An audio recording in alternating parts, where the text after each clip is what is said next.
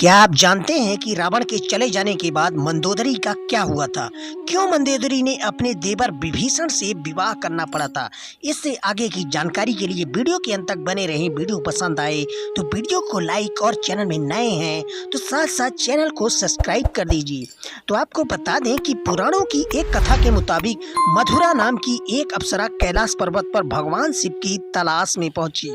तलाशते हुए जब वो भगवान शिव के पास पहुंची तो उसने वहां माता पार्वती को न देखकर शिव को रिझाने का प्रयास शुरू कर दिया।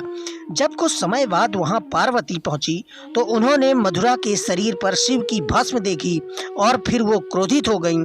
पार्वती ने मधुरा को शाप दिया कि वो 12 साल तक मेढक बनी रहेगी और कुएं में उसका वास होगा। मधुरा को अपनी गलती की कीमत चुकानी पड़ी और असह्य कष्ट का जीवन शुरू हो गया। जिस समय ये सारी घटनाएं घट रही थी उसी समय कैलाश पर असुर राजा मायासुर अपनी पत्नी के साथ तपस्या कर रहे थे। दोनों एक बेटी की कामना के लिए तपस्या कर रहे थे। 12 वर्षों तक दोनों ने तप करते रहे। इधर मधुरा के शाप का जब अंत हुआ तो वह कुओं के में ही रोने लगी। असुरराज ने तपस्या छोड़कर मधुरा को ही अपनी बेटी मान लिया। मधुरा का नाम बदलकर मंदोदरी कर दिया। रावण के जाने के बाद भगवान राम ने मंदोदरी को विभीषण से शादी का प्रस्ताव दिया था। उन्होंने समझाया कि विभीषण के साथ मंदोदरी की जिंदगी बेहतर रहेगी, लेकिन मंदोदरी ने इस प्रस्ताव को अस्वीकार कर दिया। कहा जाता है कि इसके बाद एक बार भगवान राम सीता और हनुमान के साथ मंदोदरी को समझाने गए।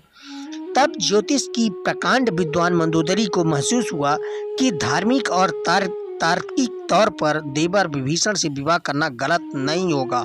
ये महसूस होने पर उसने इस प्रस्ताव को स्वीकार किया और फिर विभीषण से उसकी शादी हो गई। ये परंपरा उन दिनों मान्य थी, लेकिन विभीषण के पहले से कई रानियां थीं, वह इसके लिए तैयार नहीं थे। ये भी कहा जाता है कि अगर विभीषण ये शादी कर लेते तो उन्हें भाई की जगह लंका पर शासन का नैतिक अधिकार भी शामिल हो जाता।